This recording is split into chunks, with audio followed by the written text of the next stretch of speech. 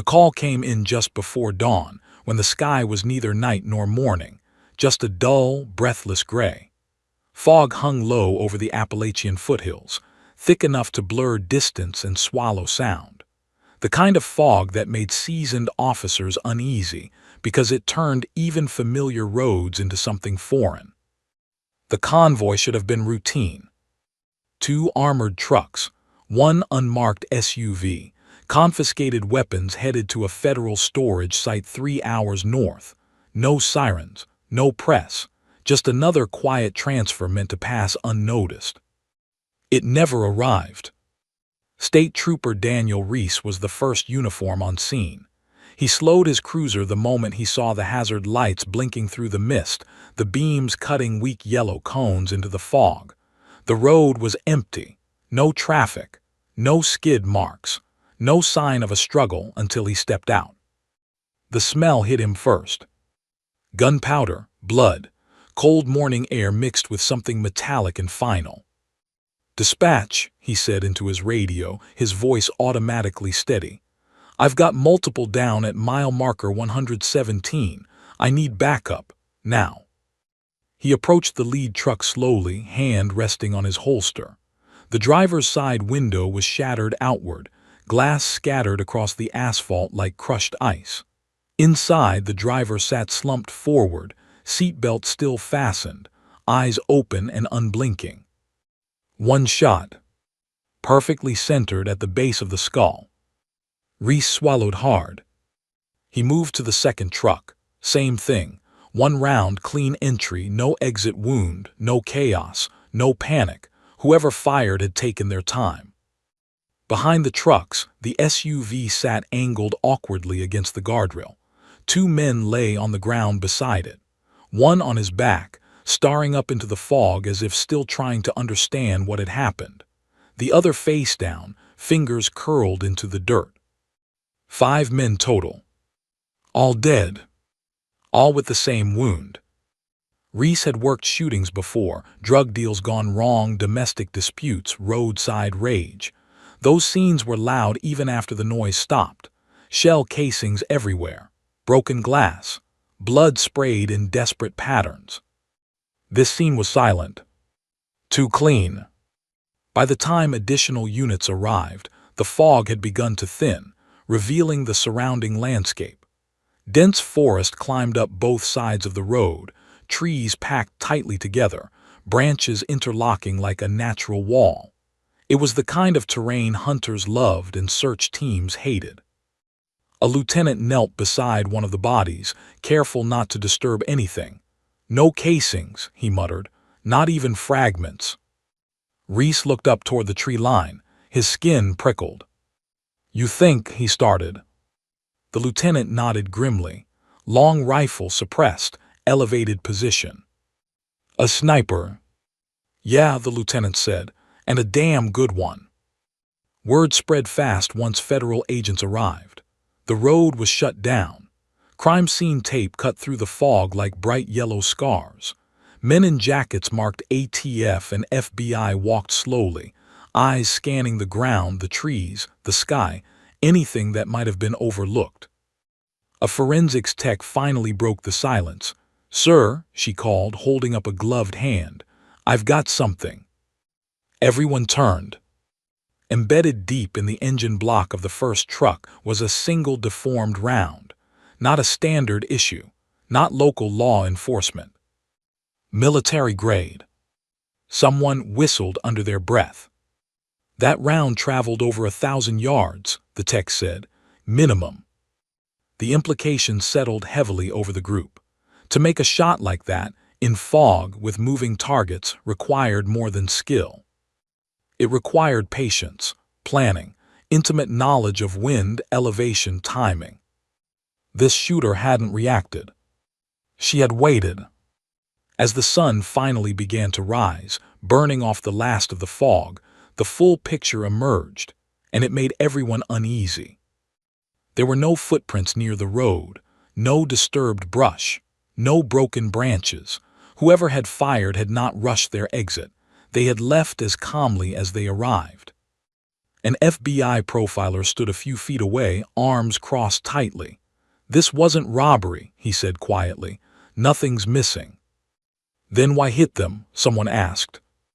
The profiler didn't answer right away. He stared at the forest, eyes narrowed. "Because they were meant to be hit." By noon, the media helicopters were circling overhead, their blades chopping the air like a warning siren. News vans lined the nearest exit ramp. Reporters speculated wildly: cartels, militias, domestic terror. But inside the temporary command trailer, the tone was very different. This wasn't loud. This wasn't political. This wasn't random. An older state investigator, gray-haired and stiff-backed, studied the photos laid out on the table. Close-ups of wounds, angles, trajectories. He tapped one image with a knuckle. "See this?" A younger agent leaned in. "What about it?" "No hesitation marks," the investigator said. "No corrections. Every shot landed exactly where it needed to." He looked up, his expression dark. "Whoever did this wasn't testing themselves," he continued. "They already knew they could make the shot." A heavy silence followed. Then the investigator added, almost to himself, "And they wanted us to know it." Outside, Reese stood near his cruiser, watching agents disappear into the woods with tracking gear and rifles of their own. Dogs were brought in. Drones launched overhead. The forest swallowed them all without resistance. Nothing came back. No scent. No trace. No direction. As evening approached, Reese glanced again toward the tree line. The hairs on his arms rose for reasons he couldn't explain. It felt wrong to assume the shooter was gone. It felt worse to imagine she might still be watching. Miles away, hidden by terrain and distance, a lone figure paused on a ridge overlooking the valley. She dismantled her rifle with practiced ease, movements smooth and unhurried. 5 shots. 5 confirmations. She slipped the final piece into her pack, cast one last look toward the road far below, and turned away without leaving a single mark behind. The operation had gone exactly as planned. And it was only the beginning. By the time the sun rose over the second county, a grim pattern had begun to take shape. The first news alerts flickered across phones and televisions. Another convoy ambushed, another precise set of fatalities, and again, no trace of the shooter. Same method, same deadly accuracy, same signature calm. For the public, it seemed random, an impossible streak of misfortune. For the authorities, it was starting to feel orchestrated, almost personal. Special Agent Leela Morno stared at the maps pinned to the wall of the makeshift task force headquarters in Knoxville. She traced the locations with a finger, her brow furrowing. Each marker represented a strike, a death, a phantom footprint that vanished as if swallowed by the earth. "Look at this," she said, tapping on the lines connecting the incidents. "Mile marker 117, the Blue Ridge Warehouse, the Henderson Bridge. She's moving northeast, but she's not following roads. She's choosing them." Agent Sean Whitaker leaned over her shoulder, rubbing his jaw. "Choosing." "Exactly," Leela said. "She's not just shooting and leaving, she's picking her targets. There's precision in selection before the precision in execution. Look at the ages, the affiliations, military backgrounds, ties to illicit arms trade. Not random civilians, not street gangs, calculations." Whitaker shook his head. "So she's not just a sniper, she's strategic, predatory even." Morno nodded grimly. "And that's terrifying because it means she's thinking 3 steps ahead of us. Every deployment, every reaction we make, she anticipates. And then she disappears before anyone can even blink." Meanwhile, the federal agencies began poring over surveillance footage from every nearby traffic camera. A drone had captured something, or more accurately, someone, in the mist near the Henderson Bridge. A faint silhouette darting behind trees and shadows, but by the time the agents triangulated the position, the figure was gone. The fog had swallowed her again. Analysts debated the methodology. Suppressed shots, one tech muttered, scrolling through trajectories. Wind vectors indicate high-level calculations, probably trained in mountainous or wooded terrain. Leela looked up sharply. You mean she's a professional? Yes, the tech said. More than that, someone who could have been military or at least trained by someone who was. These are sniper shots we're talking about. Extreme patience, distance over 1,000 yards, ability to predict movement. All executed without panic, without a trace.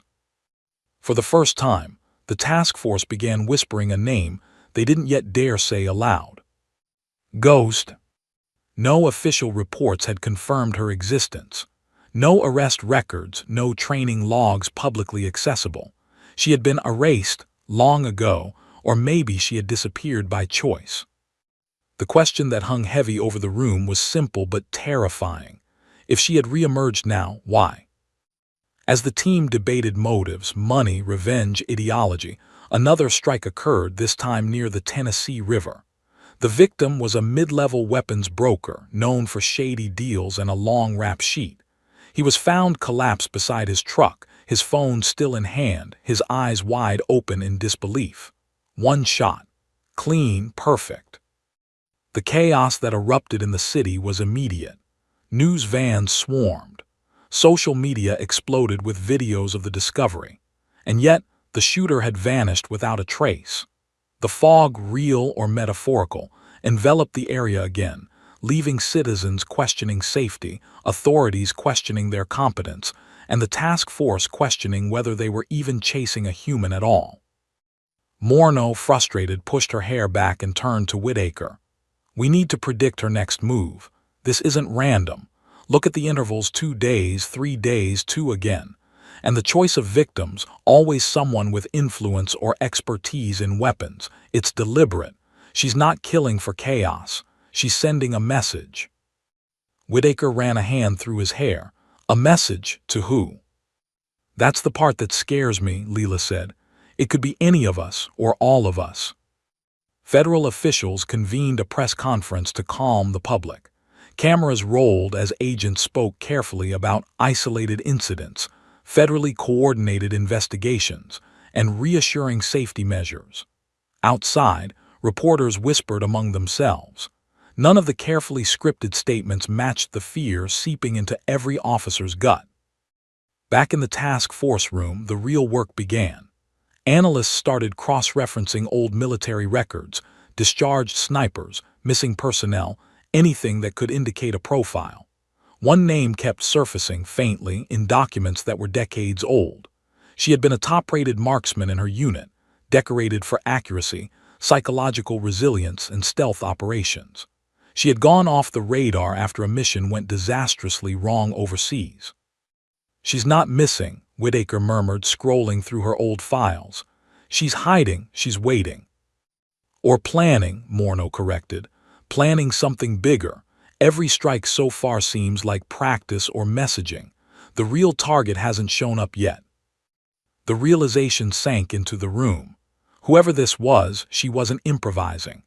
Every strike reinforced the narrative she wanted to tell, one of control, precision, and inevitability. Meanwhile, the media narrative spiraled. Online forums debated the sniper ghost. Amateur trackers posted theories about her movements. Videos of the strike sites flooded social media, each comment section a mix of horror, awe, and speculation. Every post made it harder for law enforcement to move unnoticed, which seemed, paradoxically, to be exactly what the shooter wanted. By day 3, the task force had deployed teams across state lines, but every operation ended the same way: quiet. Shadows in trees, flashing rifles that caught nothing. A sense that someone was always there, observing, calculating, and then vanishing. Late at night, Morneau sat alone in her hotel room, studying maps and trajectories on her laptop. She marked each strike with a red pin, tracing lines as though trying to draw a path that didn't exist. Her eyes burned from lack of sleep. Something about the pattern gnawed at her subconscious, like a puzzle she'd seen before, somewhere buried in her memory. Then a thought struck her cold. She reached for her phone and typed quickly, sending an encrypted message to a former mentor. She's not just moving, she's teaching. By morning, the task force knew that part 2 of the nightmare had begun. Another convoy had been targeted, this time in Kentucky, farther north. 3 men were down, precision again, no evidence left behind. Morneau and Whitaker stared at the aerial footage, watching the area being scoured by drones. A lone black dot appeared momentarily at the tree line, a hint of movement, and then disappeared entirely. Whitaker's voice was barely above a whisper. "She's here, and she's watching us." Outside in the cool morning haze, a shadow detached itself from the edge of the forest. A single figure moved with ghost-like silence, carrying only a rifle, a pack, and an eerie calm. Her eyes scanned the road below. Her lips curved in a faint, unreadable expression. 5 minutes passed, 10, 15. She did nothing. And then, as suddenly as she had arrived, she was gone. No footprints, no sound, no trace. Only the bodies left behind, and a fear that was spreading faster than anyone could contain. The task force began to whisper what they were afraid to speak aloud. "She's not improvising. She's teaching us a lesson. And we're the students." The task force convened again at dawn in a converted warehouse on the outskirts of Knoxville. The air smelled of burnt coffee and fear. Paper maps, laptops, and case files cluttered every surface. For the first time, every lead, every strike, every detail was being considered together. Special Agent Leila Morneau paced slowly in front of a wall-sized map dotted with pins marking each attack.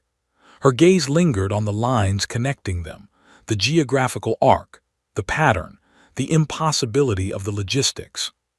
"She's not just moving," she repeated aloud. "She's controlling. Every mile, every angle, every exit is deliberate." Agent Sean Whitaker rubbed his temple. "Leila, you've been staring at this map for 3 days straight. We all have. What do you mean controlling?" Morneau stopped, turning sharply to him. Her eyes were intense, almost burning with the urgency she could barely contain. "I mean she's not missing. She's hiding. And more importantly, she's choosing when and where she reveals herself. This isn't a crime of opportunity. This is a game, and we're playing by her rules." At that moment, Dr. Malcolm Price, the federal profiler brought in from Quantico, cleared his throat. The room went silent. He was a tall man, thin, with hawk-like eyes that missed nothing. He had been analyzing the wound patterns, angles, and behavioral tendencies in the aftermath of each strike. "I've been going over the autopsies," Price began, voice measured but firm. "All 5 fatalities in Tennessee, the 3 in Kentucky, all wounds are virtually identical, all fired from a distance exceeding 1,000 yards using suppressed high-caliber rifles. But there's something more, something subtle yet significant." Morneau leaned forward. "Go on." Price adjusted his glasses and ran a hand through thinning hair. "The shooter demonstrates exceptional patience under pressure. The timing between shots, the order of targets, even the way bodies are left undisturbed, it's methodical. This is not a man acting on impulse or adrenaline. This is someone trained to think like an entire unit while operating alone." Whitaker frowned. "So military." Price shook his head slowly. "Not just military, a woman. I'm almost certain of it." The room went still. Every agent exchanged incredulous looks. "A woman?" Whitaker finally asked. "Are you serious?" Price nodded. "Yes. There are subtle psychological cues in her movements, her patience, the way she selects targets. Women with sniper training have historically demonstrated higher levels of methodical calm and extreme situational awareness under pressure. She's invisible because she wants to be, and she's been trained to disappear." Morneau's mind raced. A woman, a professional, someone who could remain undetected for days, even weeks at a time. "Do we have a name?" she asked. Price hesitated. "There's one possibility. Based on historical records, training programs, and prior missions, a name keeps recurring. She served as a marksman in the Army Special Operations, highly decorated for precision. There were reports of a failed overseas mission, after which she simply disappeared from all records. No discharge, no paper trail, nothing. She went dark, completely dark. Whitaker's voice dropped. "You're saying she trained herself to vanish?" "Exactly," Price replied, "and now she's back." The silence was broken only by the low hum of the air conditioner. Agents could feel the weight of the profiler's words pressing down on them. The implications were horrifying. A woman who could kill from a mile away, vanish into the forest, and appear only when she chose. Who could strike anywhere along her calculated path. Someone who, by all indications, had been planning this resurgence for years. Morneau swallowed hard. Why now? Why strike these men? Price rubbed his chin. Motivation is tricky. It could be revenge, a statement against corruption, or perhaps she's testing us. Testing? The word made the air feel colder. Every strike so far had been executed with surgical precision. No collateral damage, no witnesses. It wasn't chaos. It was controlled chaos designed to show dominance. The killings weren't random, they were messages. And they were escalating. A technician at the back of the room raised a hand. "Sir, I've cross-referenced previous disappearances and training records. There's one individual who matches her profile. Name is classified in old military files. She was known for extreme marksmanship and psychological resilience. She was considered unpredictable." Price nodded slowly. "Unpredictable is one way to put it, but I'd call her intelligent, patient, and disciplined. Her precision isn't just physical, it's mental. She thinks like a chess player, seeing moves several steps ahead." Whitaker looked at Morneau, voice tight. "So we're chasing a ghost." Morneau's jaw tightened. "A ghost who chooses when to strike, and right now she's winning." Outside the warehouse, the fog had returned, rolling over the hills in soft gray waves. The media speculated, but the task force knew the truth was far darker than any headline could capture. Every strike left an impression not only on the bodies, but on the psyche of those who tried to hunt her. Fear spread faster than her rifle's bullet ever could. Morneau's phone buzzed, a secure message. She opened it, heart skipping a beat. It was a location ping from an informant near a remote ridge in Tennessee, one of the last areas where a strike had occurred. The text was simple. "She's watching. Don't approach unprepared." "Damn it," Morneau muttered. Whitaker peered over her shoulder. "That's not helpful." "It's a warning," she said, her eyes narrowed. "She's playing with us, testing our instincts, our reactions, and every time we move, she's already 5 steps ahead." Price leaned against the wall, arms crossed. "You think she wants to be found?" Morneau shook her head. "No, I think she wants us to think we might find her. That's why she leaves nothing behind. No prints, no shells, nothing. She's a phantom. And phantoms don't leave traces unless they want you to see them." The team studied aerial footage, tracking possible escape routes, triangulating wind speed, line of sight, and probable sniper nests. Each calculation led to dead ends. Nothing. Nothing but fear. Hours later, as night fell, Morneau drove along the backroads near the Appalachian foothills. Her headlights cut through fog so thick she could barely see the hood of her car.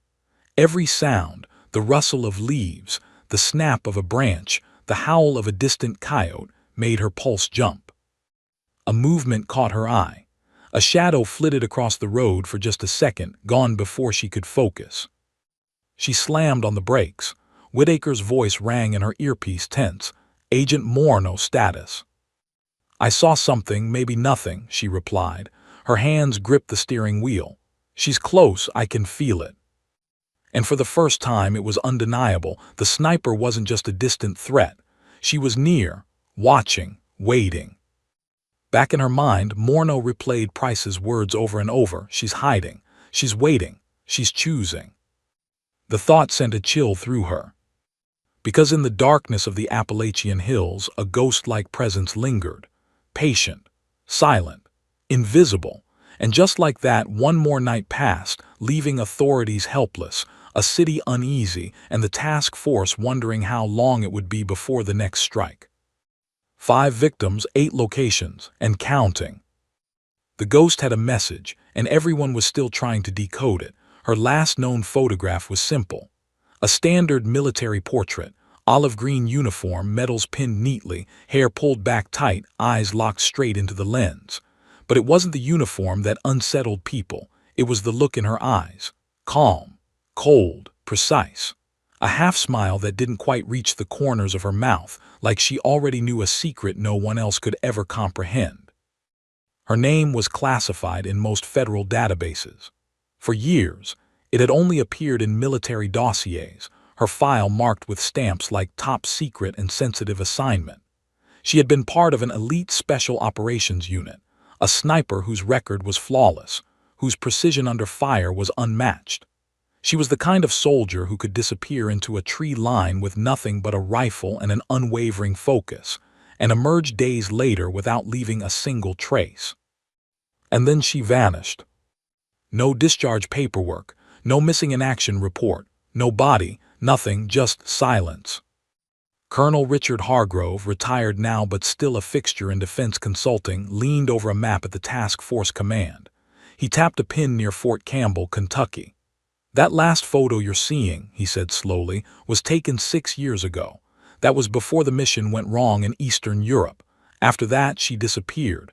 Not from the army alone, from the planet almost. She erased herself. We assumed she was dead. That was our mistake." Special Agent Leila Morneau's fingers hovered over the screen of her laptop. She had been piecing together old reports, trying to find anything that would explain the sudden return of this phantom. So, she's trained to vanish.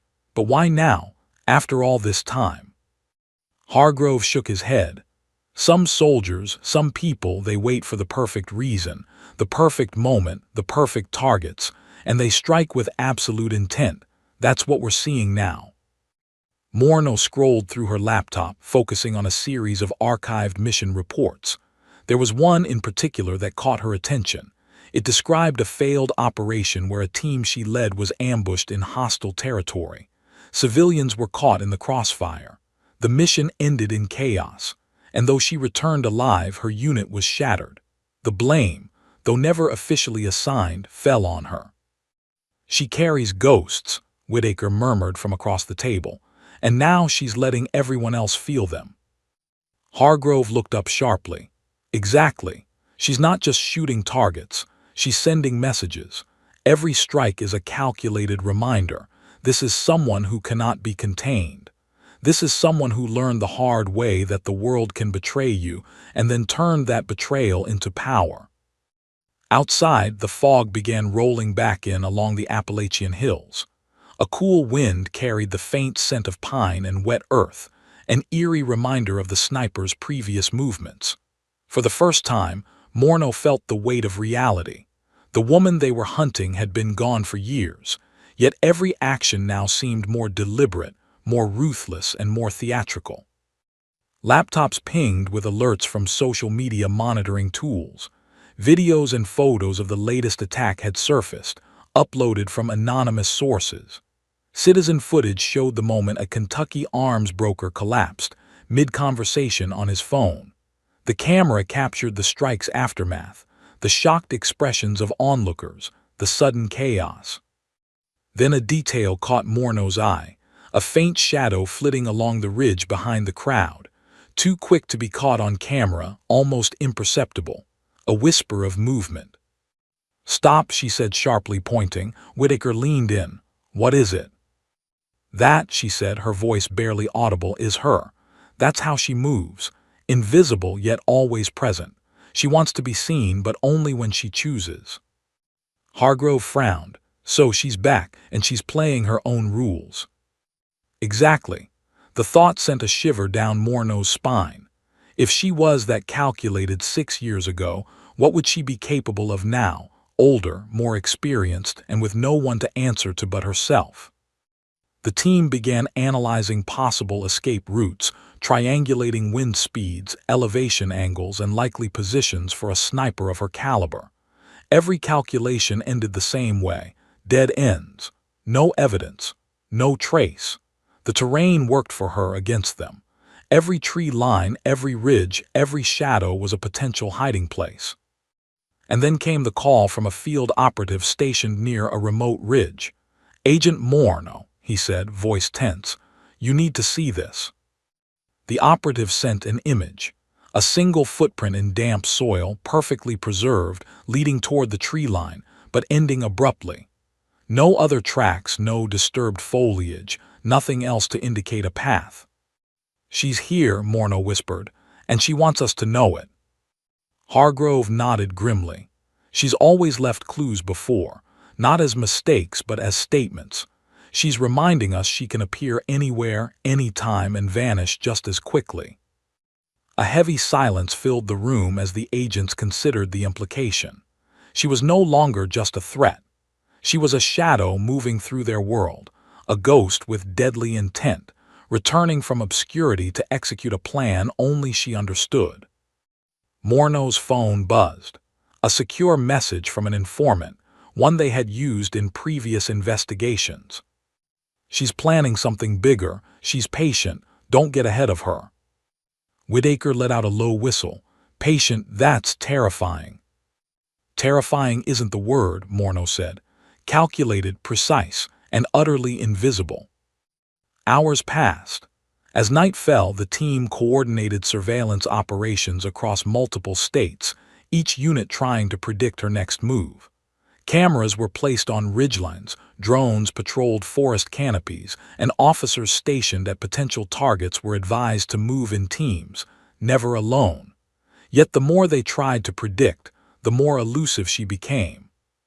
Somewhere out there, the woman who had vanished 6 years ago, the one whose photograph had frozen time in a single moment of calm precision, was watching, waiting, planning. She had survived impossible circumstances before. She had vanished without a trace. She had trained herself to become a ghost. And now she was back. Morno stared out the window of the command center, looking toward the distant hills cloaked in fog. She could almost feel the sniper's presence, just beyond sight, just beyond reach. And she realized with chilling clarity that they were no longer hunting a criminal. They were hunting a shadow of a human being, someone who had been gone so long that the world had forgotten her. But she hadn't forgotten the world. And the world was about to remember. The call came just before noon.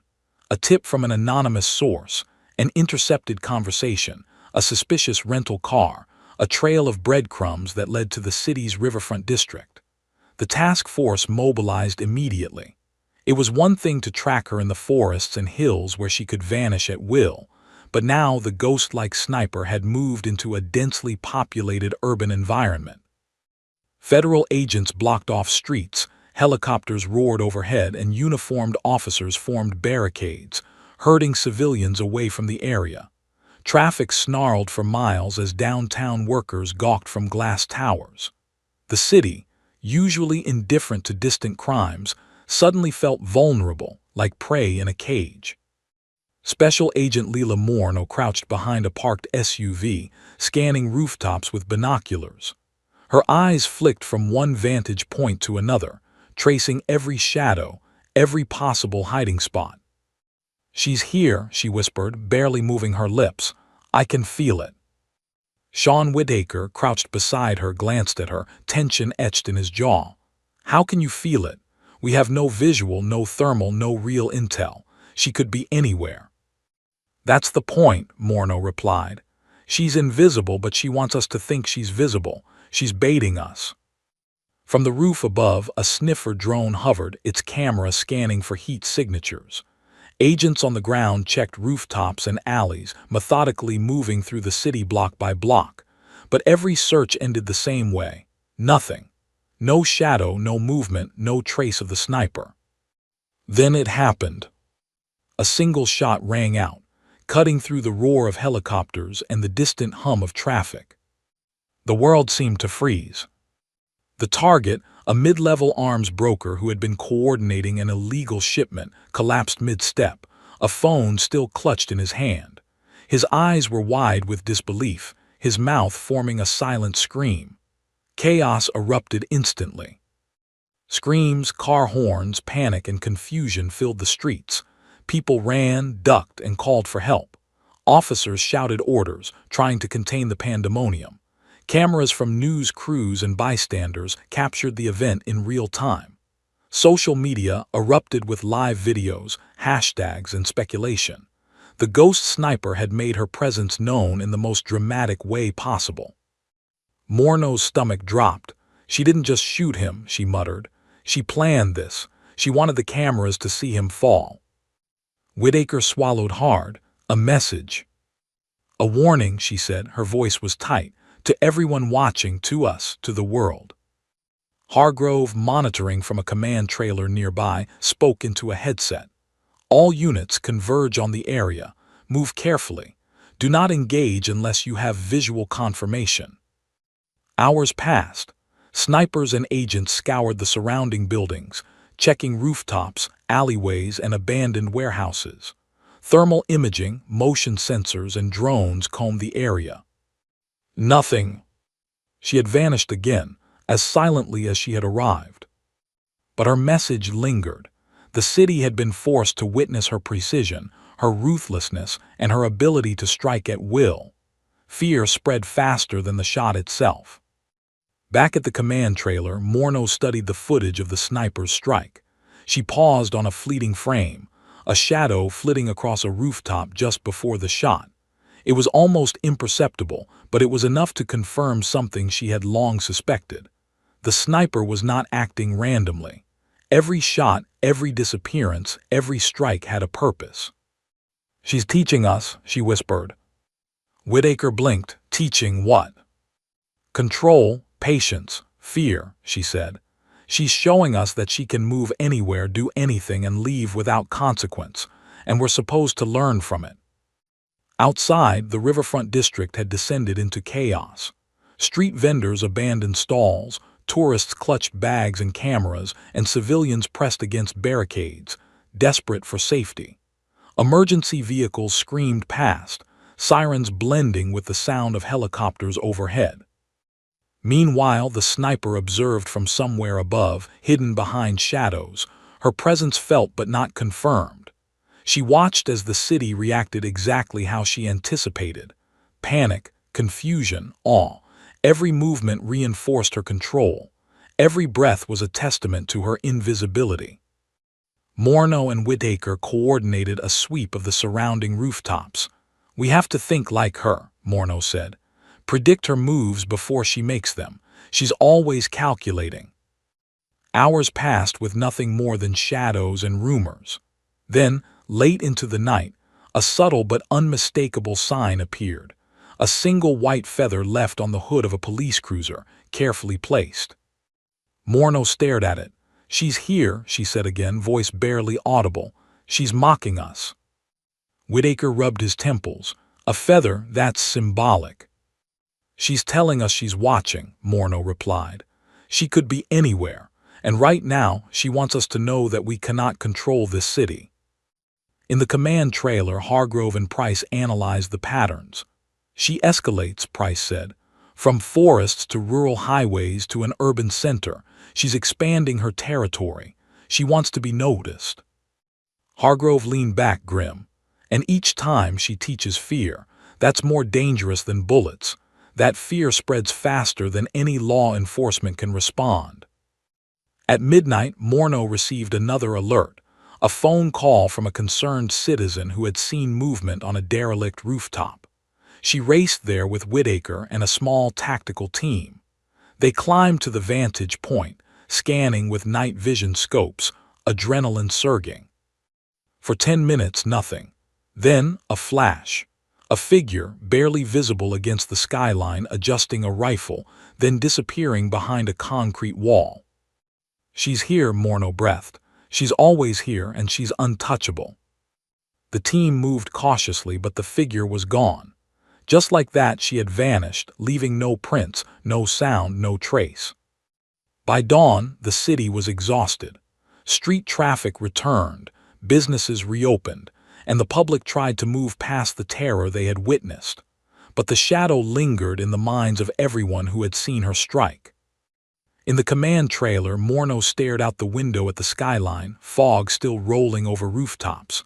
Somewhere above the streets, somewhere beyond reach, she was watching, waiting, planning, always a step ahead. Whitaker's voice broke the silence. How do you stop someone who doesn't want to be found? Morno didn't answer immediately.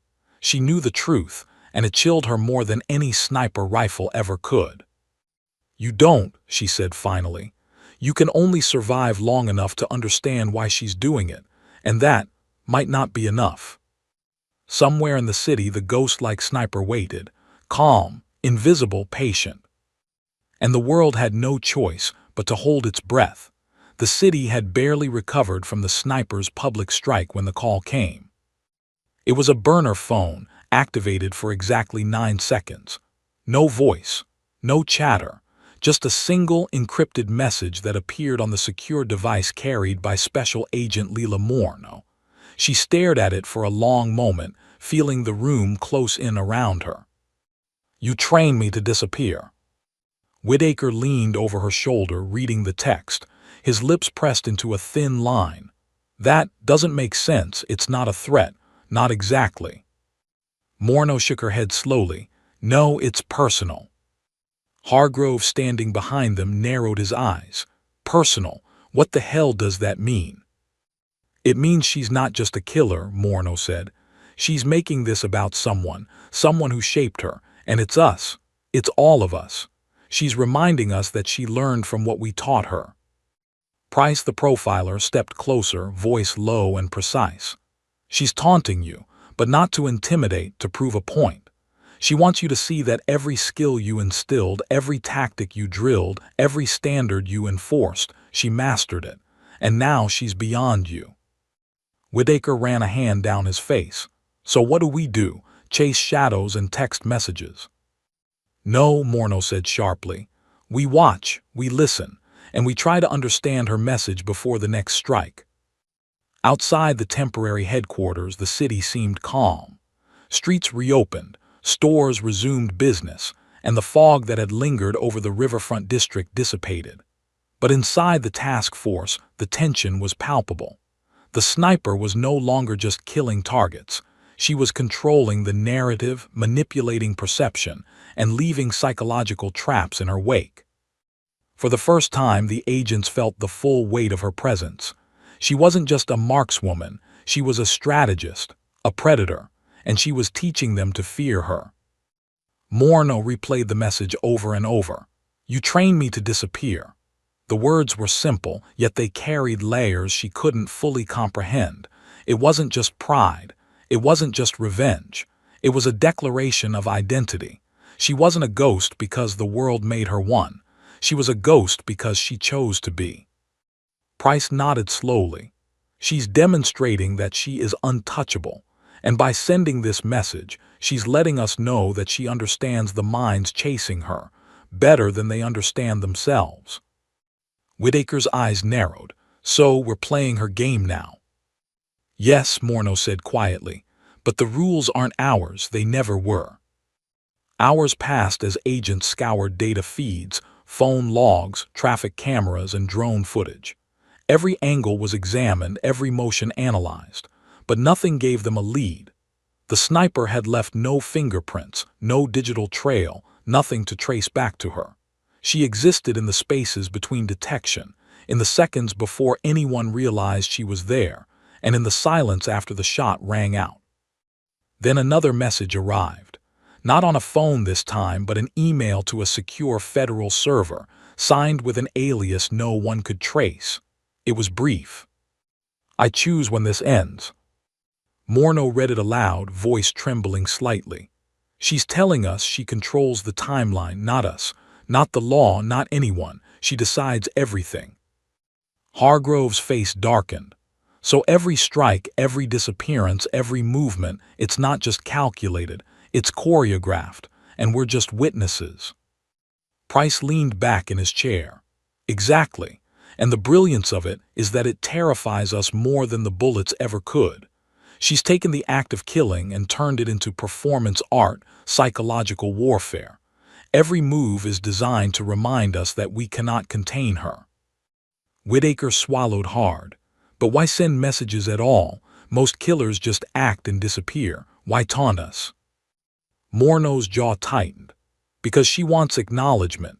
Not fame, not money, not revenge in the conventional sense. She wants recognition. She wants us to understand her. She wants us to see that she learned, adapted, and surpassed what anyone thought possible. The team was silent for a moment, digesting the implications. Finally, Hargrove spoke. If she's teaching us, what's the lesson? Morneau didn't answer immediately. She thought about the clean shots, the vanished footprints, the urban strikes, the distant hills, the rivers, the forests, the fear she left behind. She thought about the calm, calculated nature of a person who could disappear from the world and return years later with deadly precision. The lesson, she said finally, voice low and measured, is that control is an illusion, and when someone truly masters it, no one can touch them. Whitaker shook his head. That's terrifying. Before Morneau could reply, another alert pinged on a secure monitor. This time it was live footage from a rooftop in a neighboring city. Someone was moving swiftly, shadows blending perfectly with darkness. For a heartbeat, the figure paused, adjusting a rifle. The camera flickered, then the figure vanished.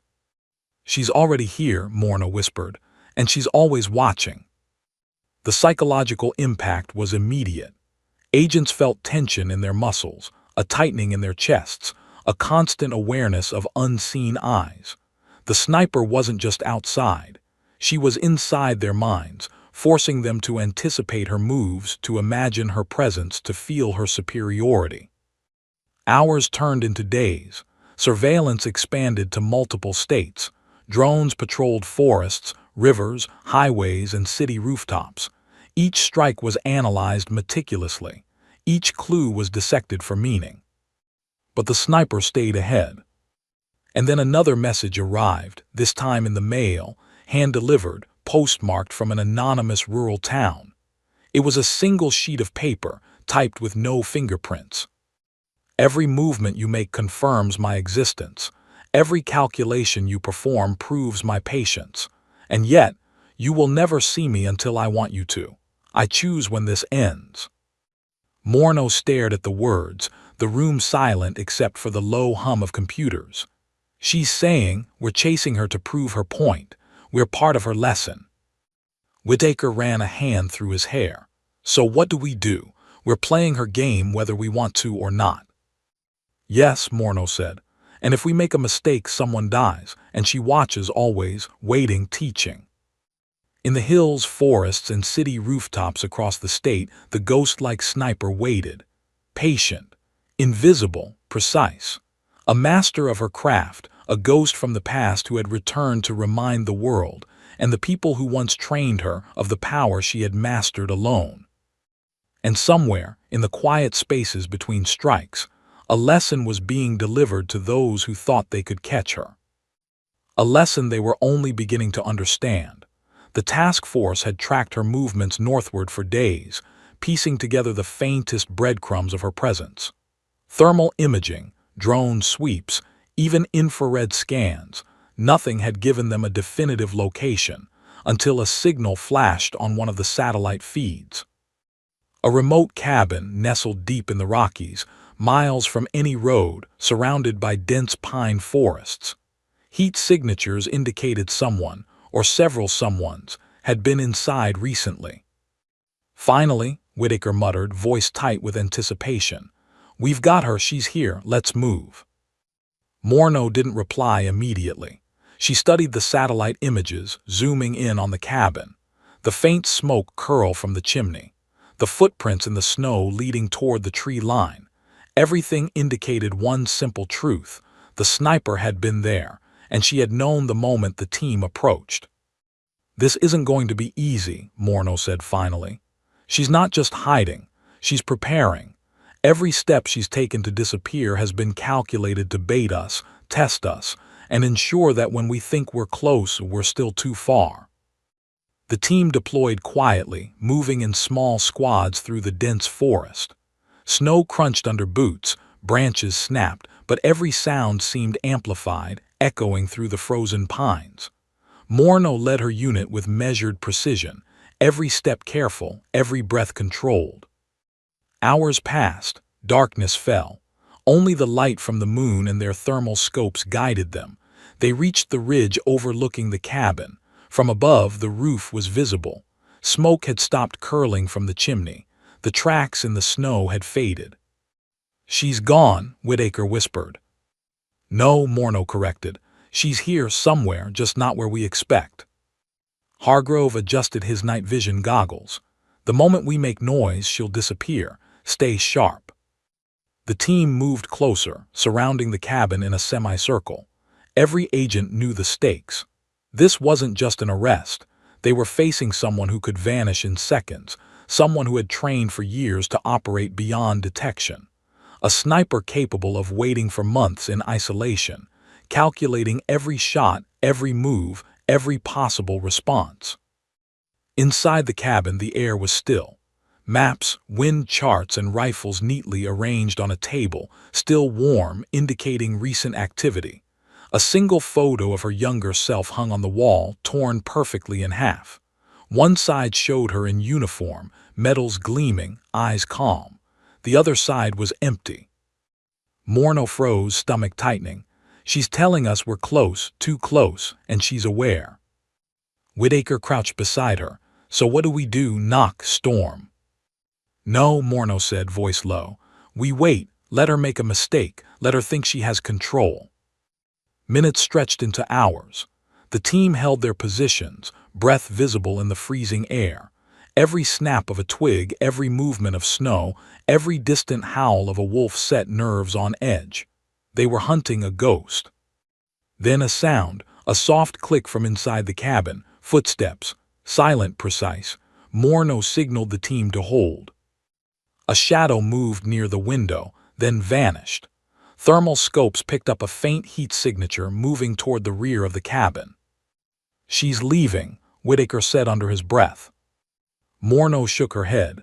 "No, she's testing us. If she leaves now, it's a trap. She wants us to follow, she wants us to make a mistake."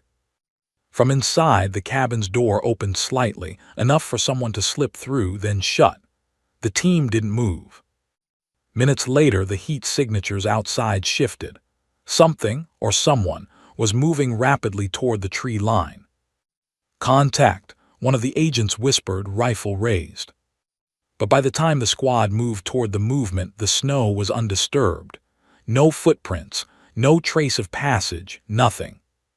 Whitaker let out a long breath. "She's gone again." Morno stared at the tree line, heart pounding. She's always gone until she wants to be seen. Inside the cabin, a single note rested on the table, left deliberately. Morno picked it up with gloved hands, typed in perfect, precise letters. "You were close, too close.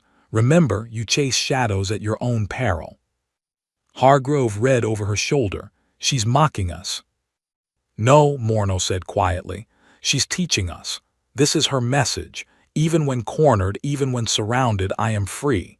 I choose the moment of engagement and the moment of disappearance." The psychological impact was immediate. The team had been trained for months, years even, to anticipate, calculate, and dominate situations. And yet, here they were, cornered by the realization that their quarry had already outsmarted them, vanished without a trace, and left them questioning everything they knew about strategy, control, and timing. Hours later, back at the command center, the message from the cabin was analyzed. Every detail, the torn photograph, the warm equipment, the note, was intentional. Nothing accidental, nothing overlooked. Everything choreographed to reinforce fear, respect, and uncertainty. Morno leaned back in her chair, exhaustion pressing into her bones. She's not just a sniper, she's a strategist. She's not only escaping capture, she's proving that she cannot be controlled. Price nodded. "And she knows it. Every step, every move, every decision you've made to reach this cabin, she predicted it all. This is psychological domination perfected. Whitaker's voice was quiet, almost defeated. So what do we do next? She's out there, she's invisible, and she's teaching us how powerless we are against her. Morno didn't answer immediately. She stared at the map, tracing the lines, imagining her next move and realizing a terrifying truth. No matter how close they came, no matter how much they planned, no matter how many resources they deployed, she would always be one step ahead. Always. And then a new alert on the satellite feed. Farther north. Another cabin, another heat signature. The ghost was moving again. She's leaving us a trail, Morno whispered. Not so we can catch her, but so we can follow, so we can learn, so we can fear. Hargrove shook his head. Everywhere we go, she's gone before us. She's patient, Morno said, and patient is dangerous, because she's not just surviving, she's preparing for something bigger, and when she strikes next, no one will be ready. Outside, the Rockies were silent. Snow fell softly, covering every footprint, every clue, and in the shadows, high on a ridge, the sniper paused. She looked back toward the cabin, her breath visible in the cold air, eyes scanning the distant lights of the approaching task force. 5 minutes, 10, 15. Then, as if swallowed by the night itself, she disappeared. No trace, no footprints, no sound, just the faint echo of her presence like a ghost whispering through the pines. The task force had almost captured her, but that was all it had been, an almost. And she had reminded them once again who truly controlled the game. Weeks passed. Days blurred into nights as the task force chased shadows across mountains, forests, and urban sprawls. Every strike, every message, every trace the sniper left behind had been dissected, analyzed, and theorized about. Yet, for all their technology, manpower, and planning, she remained untouchable.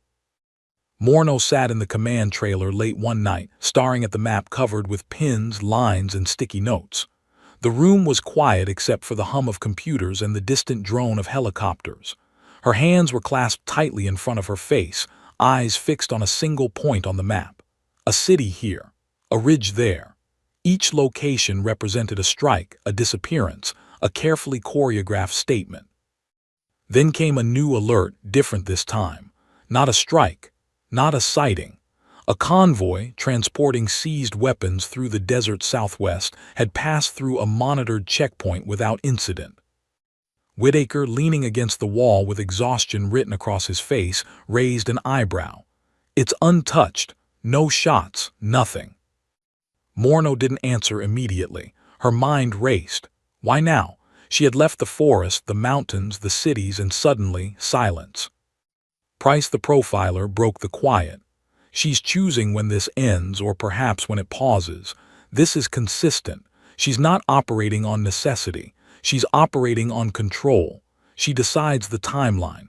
She decides the engagement. She decides the world around her.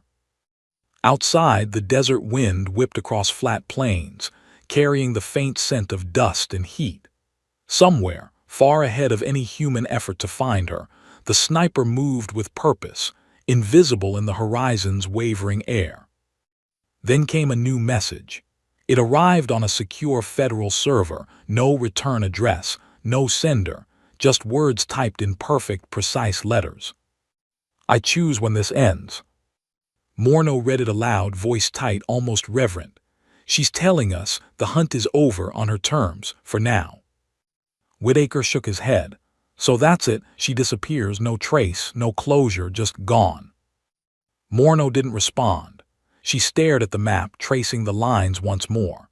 She realized the truth, terrifying in its clarity. The sniper wasn't just untouchable because of her skill. She was untouchable because she didn't exist in the spaces the law controlled. She existed in the in-between, the moments before and after the shadows humans couldn't enter, the silence no surveillance could breach. Hargrove finally spoke, voice low and tight.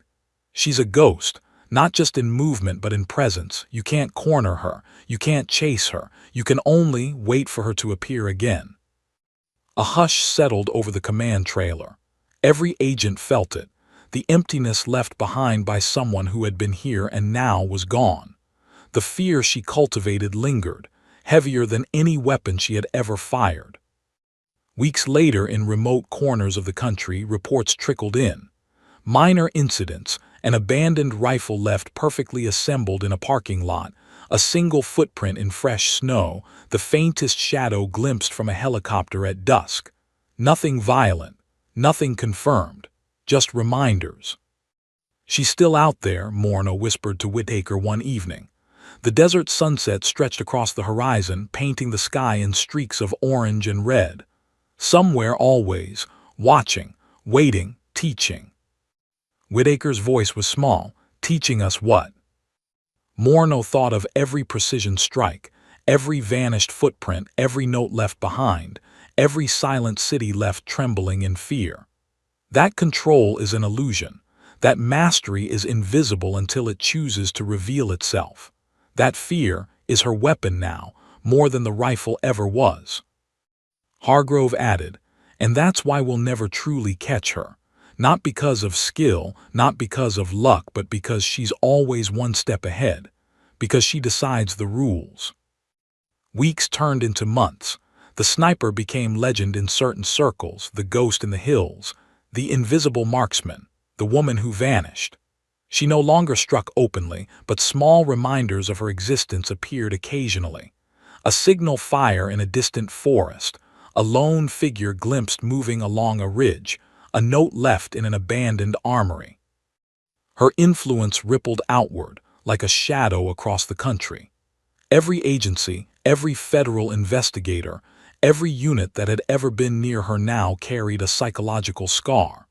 They knew she could strike anywhere at any time, but they also knew, deep down, that it would only happen if she wanted it to happen.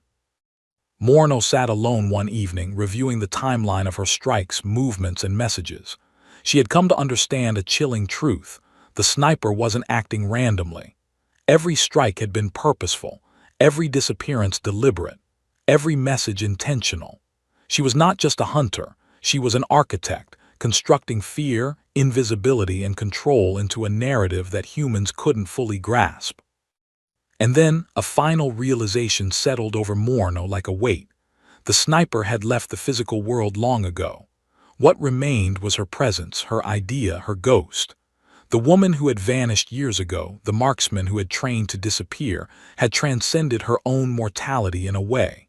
She had become a shadow across the land, untouchable, unknowable, and eternal. Whitaker entered the room quietly. "So, she's gone." Morno didn't answer at first. She looked at the map, traced the last known locations of her strikes, and thought about the heat signatures, the footprints, the notes. Everyone had been calculated. Everyone had been intentional. She realized finally that the sniper wasn't gone. She had simply chosen to vanish. "She's still out there," Morno said quietly finally. "And she always will be.